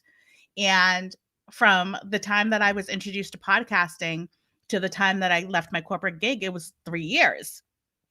And I had no idea how I was going to get into this podcasting field. When I submitted my resignation letter, I said, I'm going to be a podcasting VA. My boss was like, I don't know what that is. And I was like, me neither, but that's okay. And what I did was I literally submerged myself in supportive Facebook groups where it was like women that looked like me, women that had podcasting experiences, women that I could learn from. And Kimberly Sumter was in the group. She has a podcast, and she was like, and she dropped her latest episode, and I listened to it and I loved it and I binged it. But I noticed that she didn't have any show notes, and I sent her a message. She didn't know me from Adam or Eve. I sent her a DM and I was like, hey, I love your podcast and it's called Sisters Connect. And can I write your show notes for free? And she was like, bet, absolutely. And that's literally how I got into the podcasting world.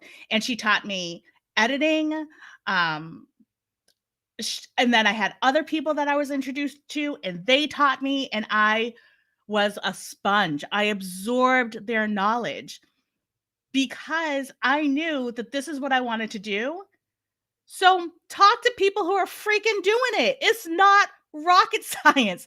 Get yourself involved in community like Afros in Audio, like Black Podcasters Association. Get yourself in part of a community and learn from them because they're experts.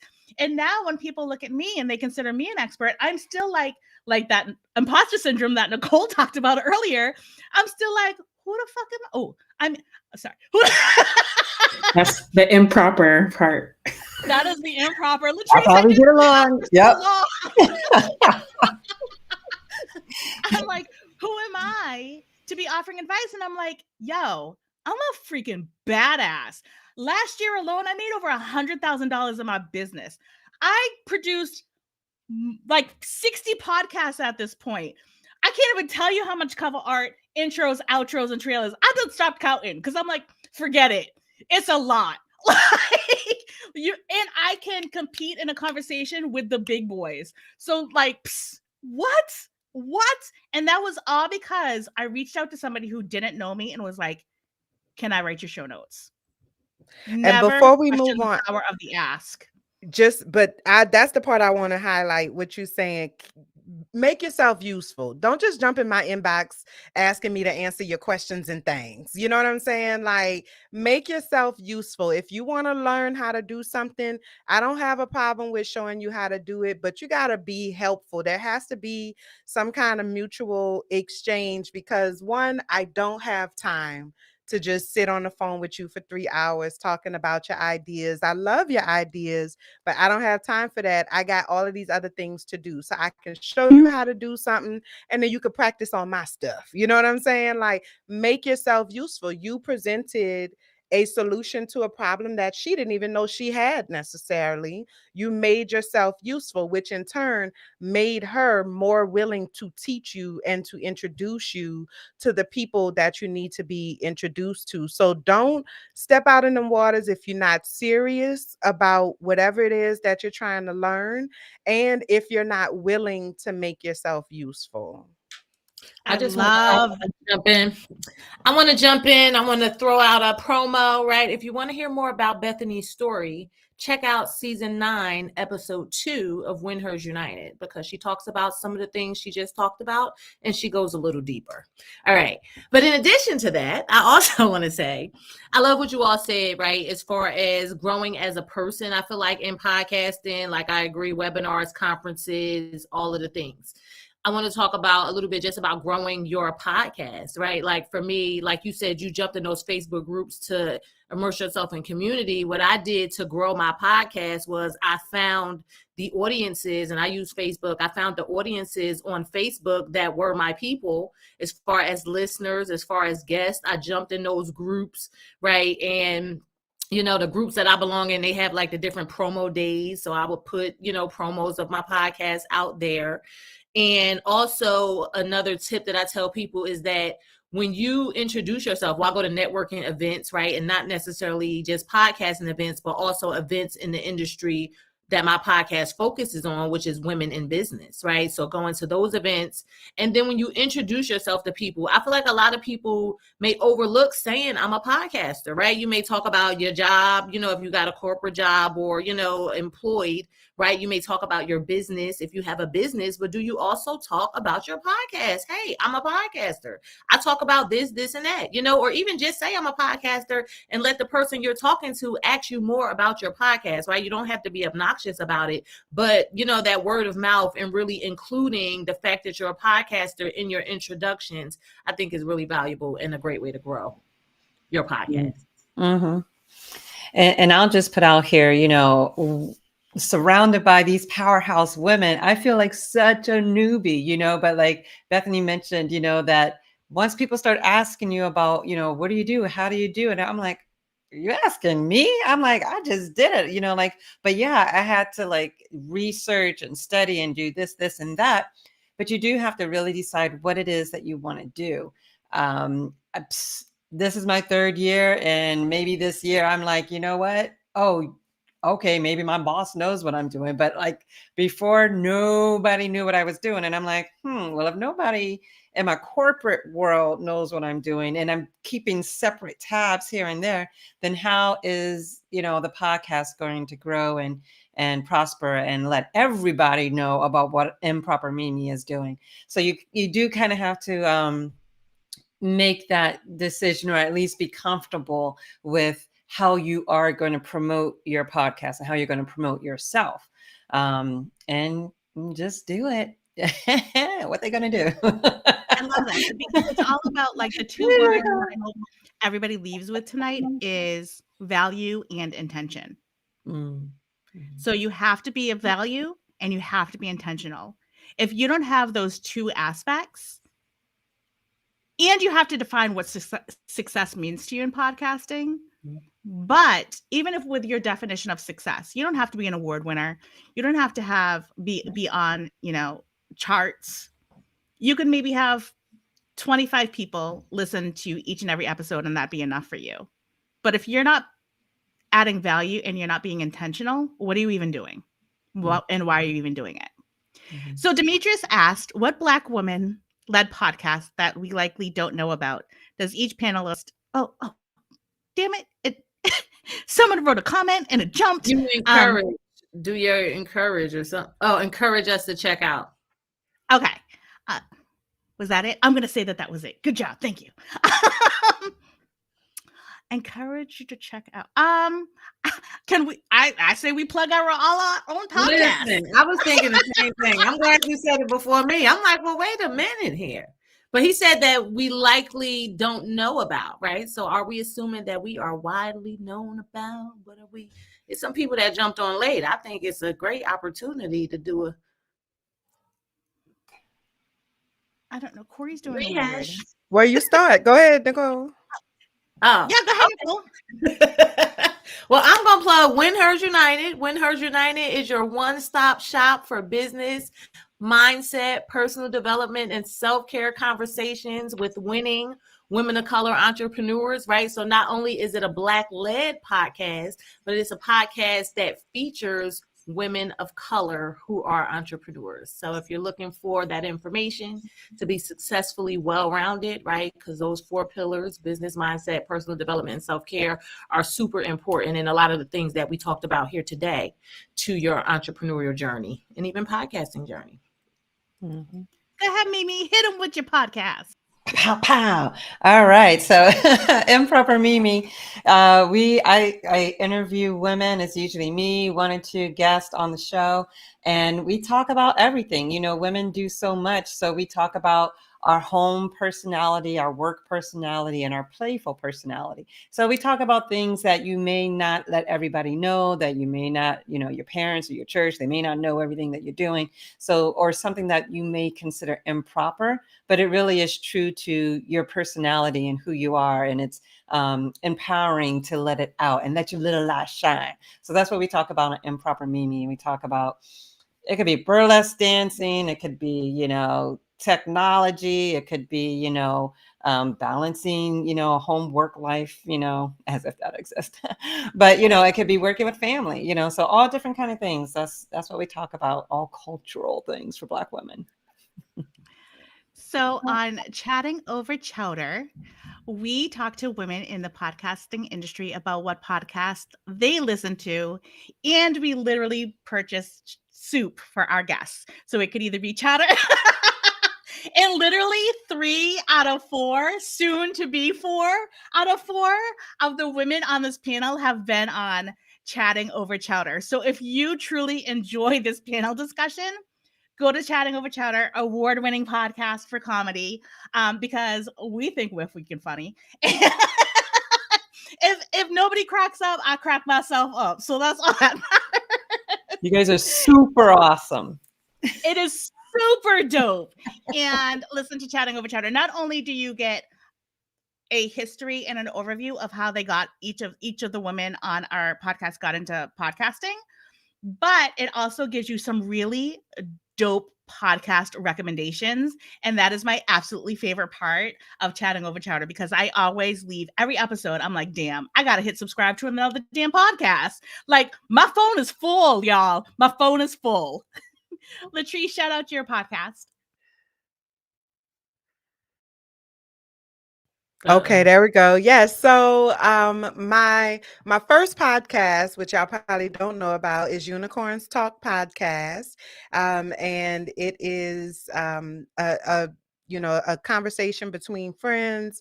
It's for Black women. I mean, it's between friends like me and you my friend, because you're listening and you my friend. But it's a great podcast. Y'all should check that out. But my current project is Stories All Around Us. And Stories All Around Us is an autobiography of the Black experience.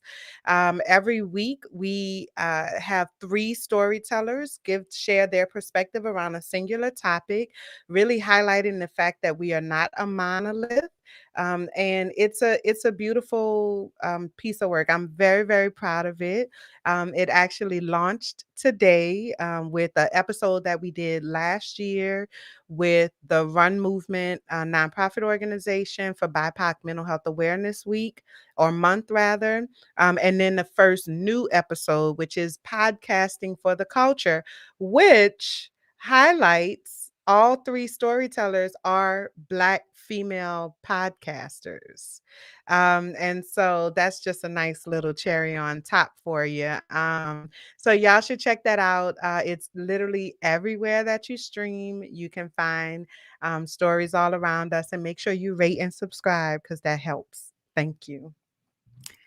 A freak a hit. Wait, rate and subscribe all of the podcasts that you heard here. Yes. Like, just go in, rate, subscribe, and write a review. Write a review. Just write, y'all dope. Y'all dope. That's it. Like, it don't have to be a whole lot. It don't. A positive review. Yes. Yes.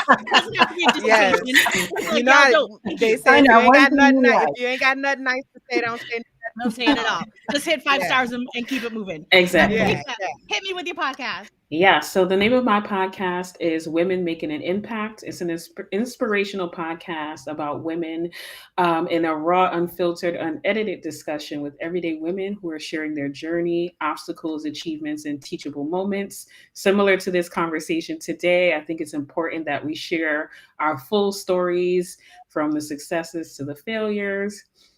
We're currently revamping. I saw a little note from Jess about how do you know about overhauling. I've been overhauling my podcast for quite some time now, so we will be relaunching with season 2 this year. So look forward to that. I love it. Thank you all so much for sharing. I know that Demetrius didn't have that in mind, but that's what you got, boo. Okay. So we have a list of other questions that Corey was like having a nervous breakdown because I wasn't looking in the private chat about. I'm looking, Corey. I got it. Don't worry. For those who don't know, Corey is the CEO and founder of Black Podcasters Association, and he only tolerates us because he has to. And he's doing all of the producing and behind the scenes. So thank you for your assistance, Corey. Thank you. Culture X Business Podcast asks, what program is best for editing sisters?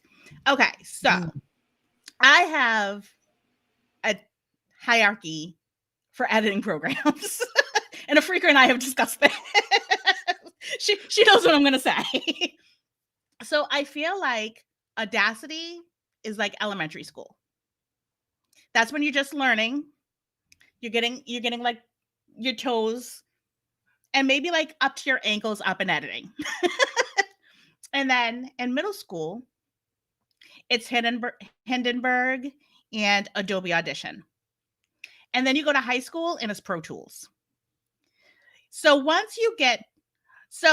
Audacity is really good about teaching you the ins and outs of a DAW, or a digital audio workstation. That's what a DAW is. So when you're looking for editing formats, you're going to actually type in DAW.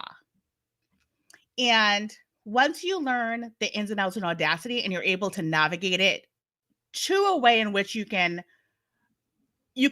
properly edit a podcast episode, that is your opportunity to move into Adobe Audition or Hindenburg.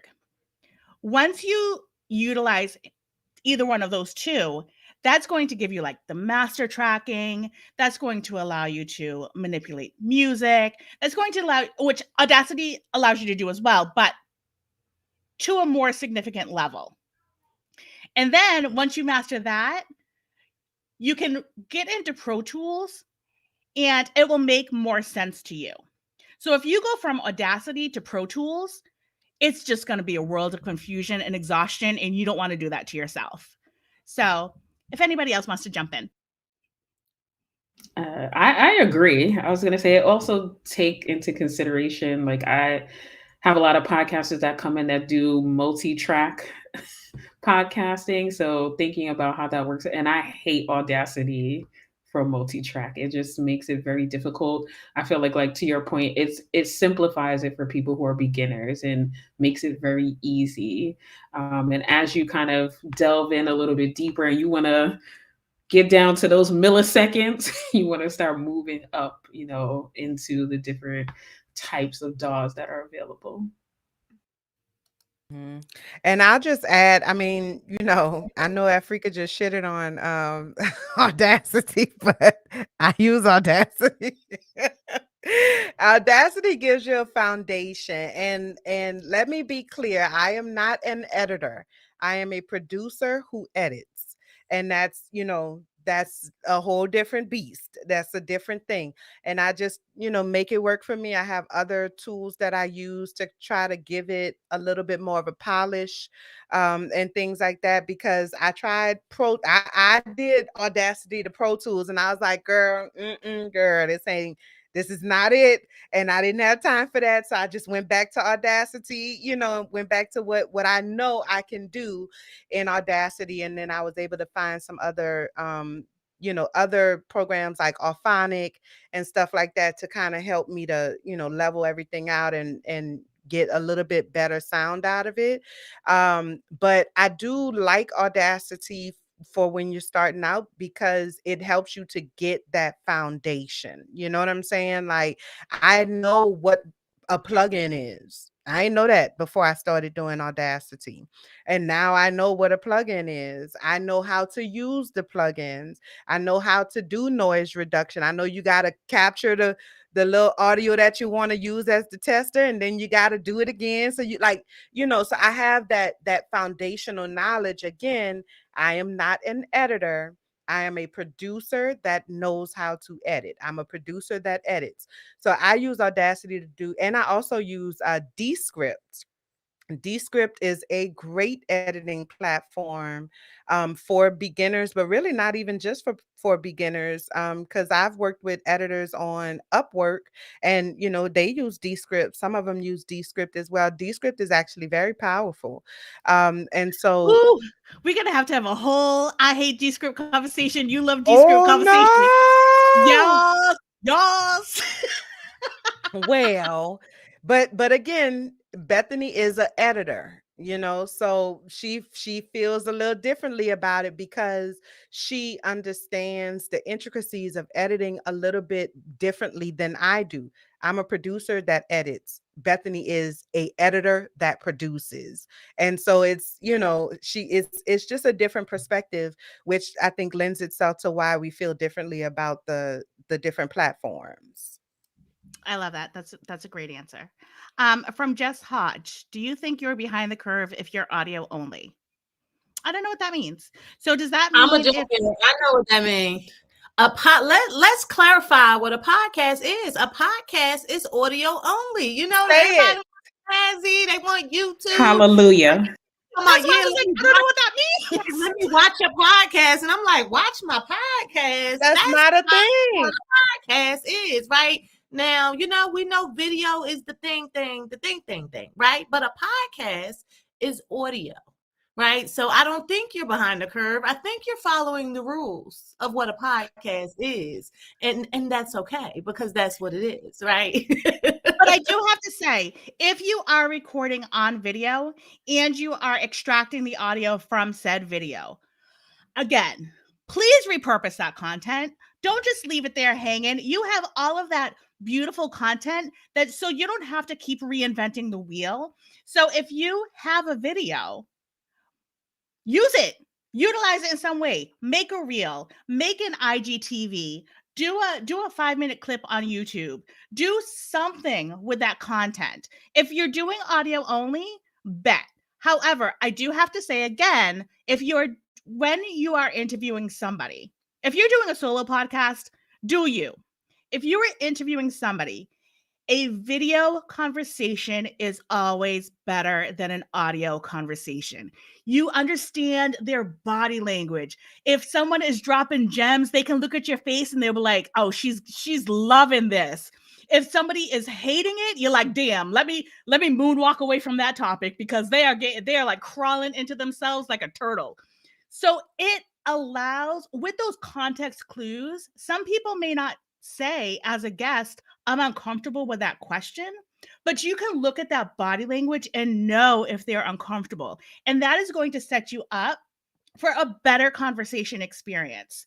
So if you're not using video, if you're interviewing somebody, I highly suggest it because it just makes for a more fun, engaging conversation. What do you ladies think?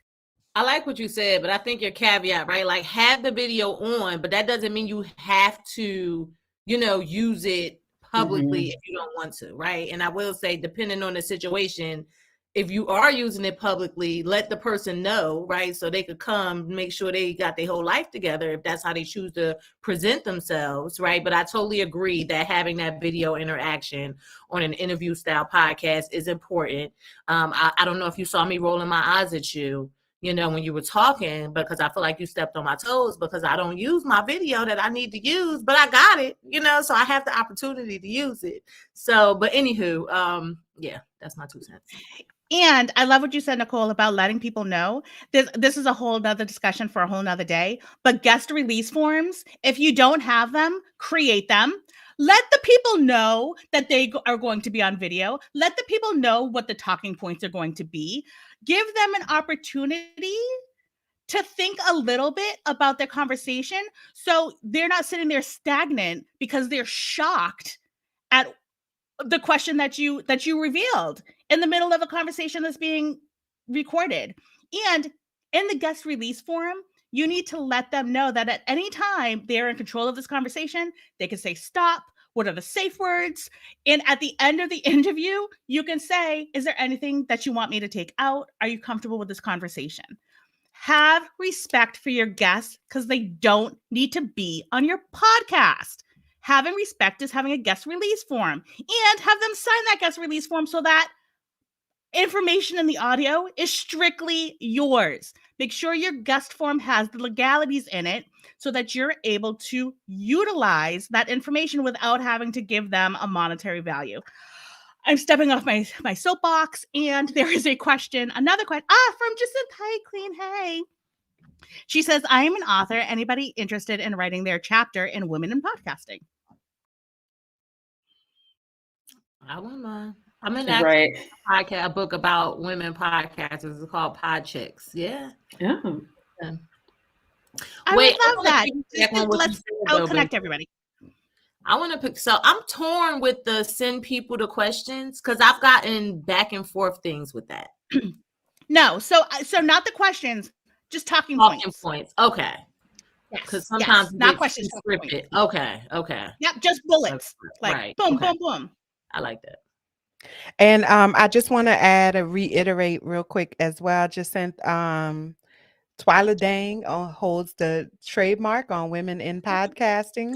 So you might want to run that by her because she takes it serious. Okay.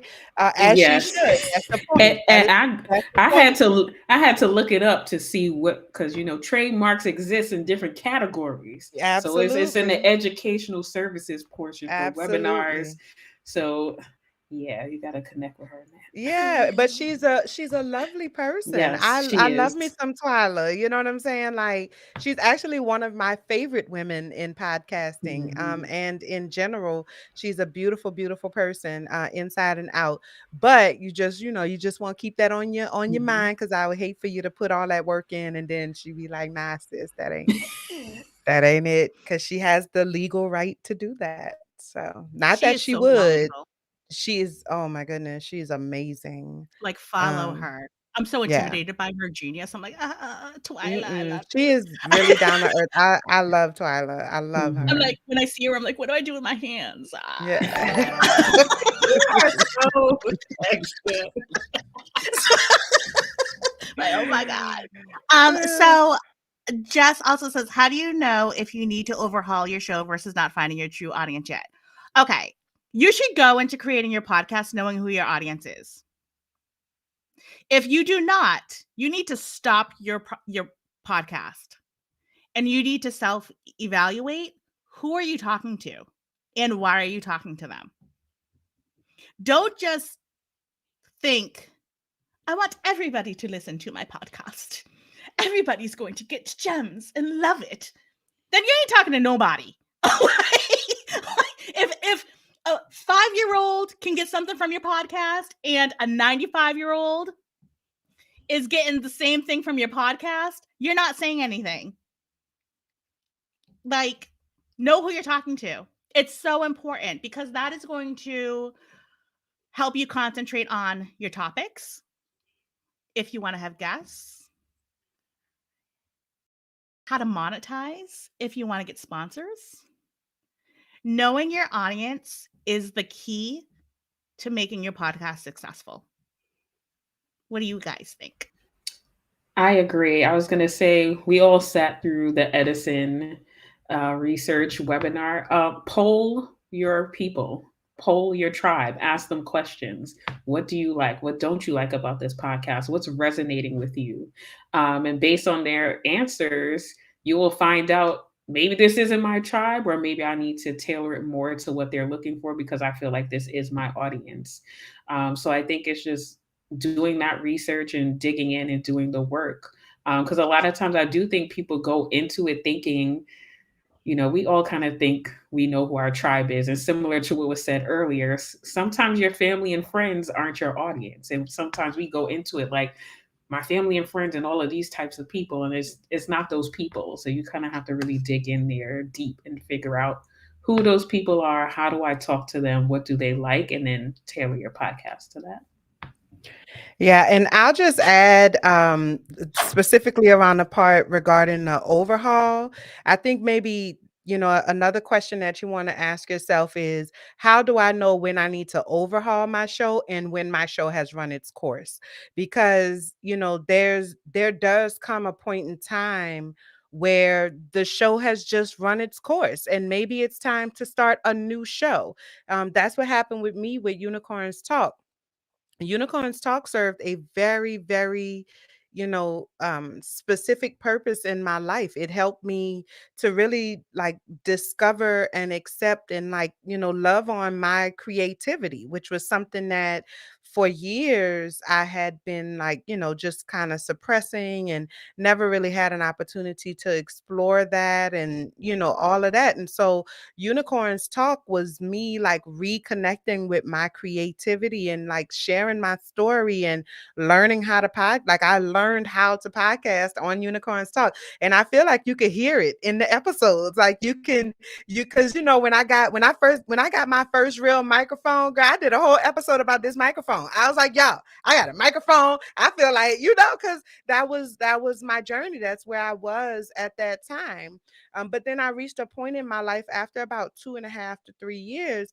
I reached a point in my life where I was like, I think this show is done. I think this is the completion of Unicorns Talk. And I took 3 years off, off from producing, creating. And now we have Stories All Around Us, which is completely different than what Unicorns Talk podcast was. It's me expanding my creativity now. So, I think it's not always about overhauling your show. Sometimes it's just, knowing how they say you got to know when to hold them and know when to fold them. And sometimes it's time for us to walk away from this project. This project has run its course. It's time to do something else. You I can love have that. as many podcasts as you want to have. And I do want to say, if you are a new podcaster or a seasoned podcaster, season 1 of whatever podcast you're in is for learning. And I know that people are like, oh, I want to monetize, I want to get downloads. You need to learn what you're doing correctly and know where you need to pivot. And you can't do that if you're not listening to your episodes in season 1 and saying, this, I hit it on the money. This, I need to improve upon. So if you are batch recording and you're batch recording 112 episodes and you haven't dropped one, and then you listen to the first 5 and you're like, wow, I really need to switch this up. Then you have all of these episodes that you're like, damn, well, what am I going to do with this?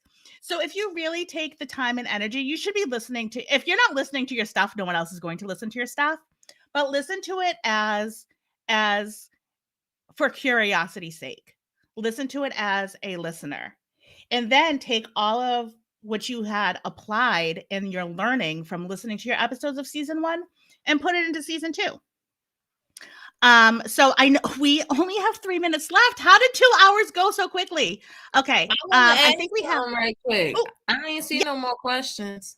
I know as far as overhaul, so this is not overhaul per se, but kind of really figuring out what may be topics that resonate with your people. I'm going to go to my other love, which is data analysis, right? Looking at your data to see which one of your episodes or which, however many of your episodes are super popular. Well, what did you talk about in those episodes, right? So, that's a way that you could possibly pivot, in your podcasting to maybe focus more on what obviously resonated more with your people. Those episodes that got the higher downloads, the most interest, maybe the ones people sent you an email about or what have you. Like that's what the people that are listening to want to hear. And then I feel like even with like your audience, like for me, I feel like my audience continues to narrow down as I go, right? Like I had a general idea in the beginning, but the more I go, it continues to narrow down, right? And that's some information that you can also get from, those emails or possibly even I want to say the episodes that people listen to, but that those trends will also help you to continue to see who is my audience, because maybe you thought your audience was somebody else, but you're reaching another group of people who, if that's what you want to talk about, then maybe these are the people that you need to be talking to, because those are the people that are into you, as opposed to picking this person, but they're not trying to hear you. So it's like, do I change? Maybe, okay, well, these are the people that is reaching. I want to these are the people I'm gonna cater to. Or do you want to switch to these people that you might have missed, but you really want to have? So I think sometimes things may not go the way we think it should go, but that doesn't mean it's not going the way it should go. I love that, Nicole. Mimi, we can't hear you. Your lips are moving.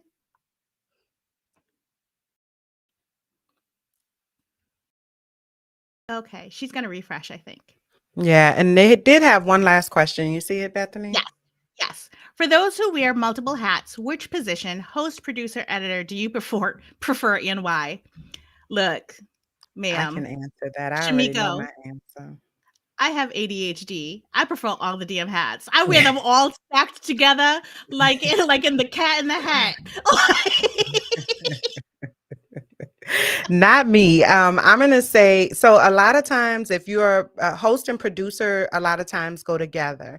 Or for me, it does. And I think that's my favorite duo is host producer, because I can, as the host, I can bring my vision to life as a producer. You know what I'm saying? So it's I like the host producer. Editing, I could do without.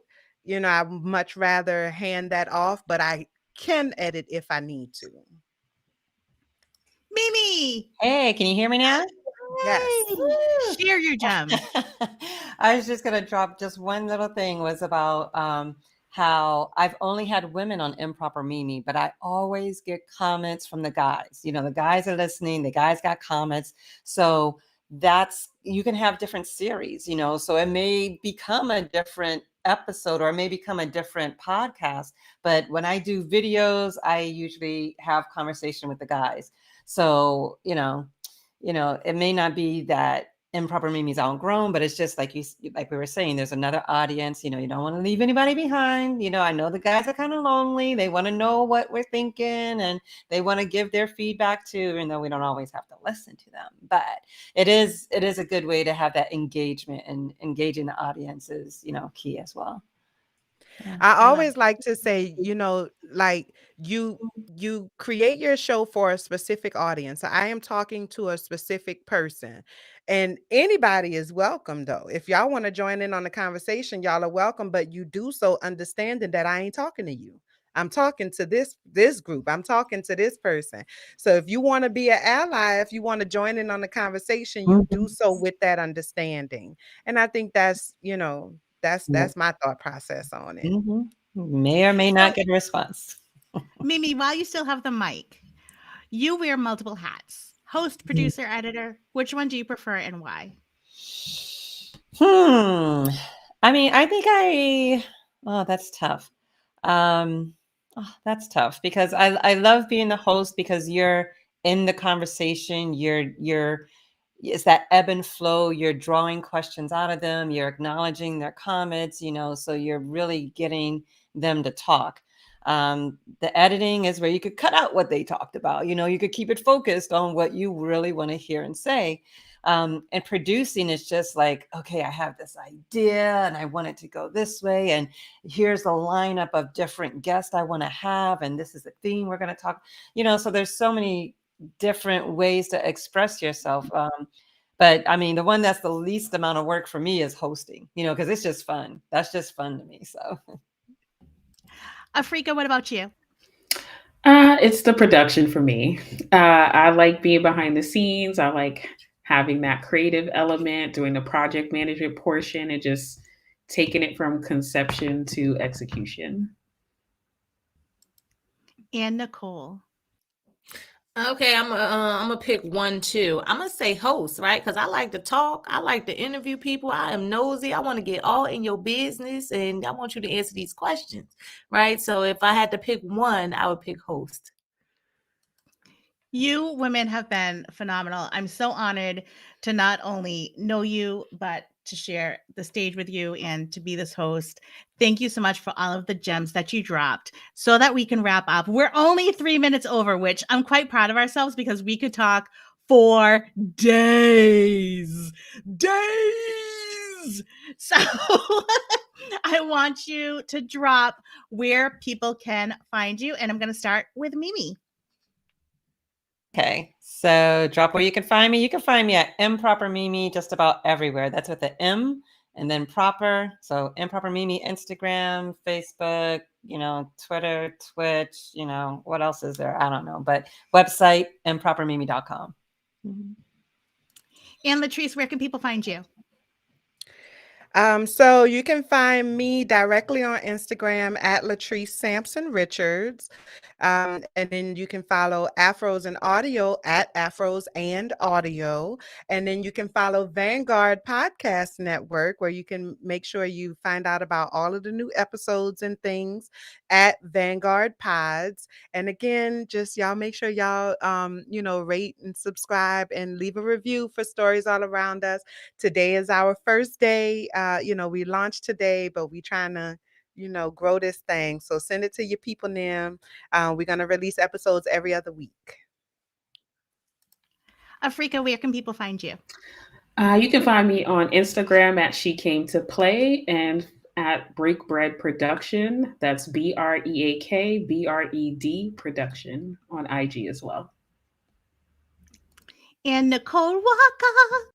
You can find me on Instagram at Nicole_Walker_network. It's going across the bottom of the screen, right? You can also find me at Win Hers United. That's WinHersUnited. And that's on Facebook, Instagram, as well as LinkedIn. You can go to winhersunited.com. You could Google Win Hers United. My son told me he Googled me today. He was like, Ma, I Googled you. It came up. I Googled Win Hers United. Are you famous? So look, Google Win Hers United. Yes. Dang. I love that. And I did all of this work and I did not make a ticker for myself. So you can find me. Certainly. Look, ma'ams. My name is Bethany Hawkins. You can find me at Crackers in Soup. You know what? I did this at Crackers in Soup. On the website, crackersinsoup.com. You can find me on Instagram at bcrackersinsoup. And you can find me on my podcast, Chatting Over Chowder. On Instagram, it's at Chatting Over Chowder. And leave a review and leave a comment and all of those things. And I just want to say thank you to Black Podcasters Association, powered by Afros and Audio, for handling this women's discussion panel, and Corey for being in the background. No one can see him, but he's doing all of the amazing things. And we are so appreciative that you came out and spent all of this time with us on a Monday, the start of the work week. Please follow all of these gorgeous, stunning, genius women. They will teach you so much just following them on social media. But if you are felt to give them money and hire them for their genius, drop those dollar bills, and they like money that folds, but they'll accept money that jingles. No, they won't. They like money that folds. Give them the money that folds. Yes. It's all digital, so yes. Yes, it's all digital. They don't accept coinage. So thank you so much again, and have a wonderful evening. Thank Bye, you. Thank you, y'all. everyone. Thank Bye. you. You're awesome. Thanks.